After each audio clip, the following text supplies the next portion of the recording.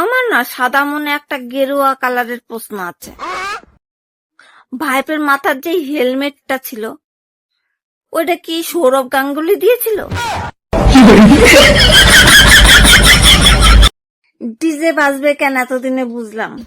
D for ডিম আর J for জুতোর বাড়ি। পিসি যাদের জন্য এত কিছু করলো তারা একবারের জন্য ঈদের নিমন্ত্রণে পিসিকে ডাকলো না। So sad.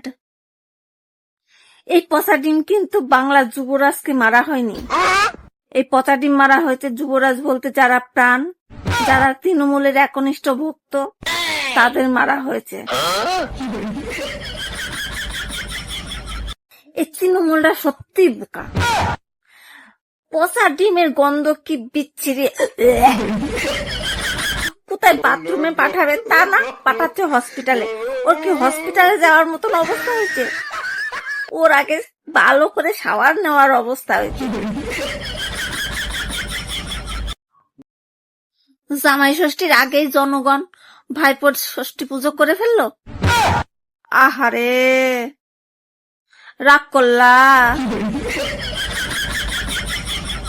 সত্যি যতই দুর্ঘটনা হোক আর ঘটনাই হোক, কোনোদিন কিন্তু অভিষেকের বাবা মা কিংবা বউকে দেখলাম না। যত দায়িত্ব ছেড়ে দিয়েছে এই পিসির উপর, তা ঘটনা তো ঘটবেই।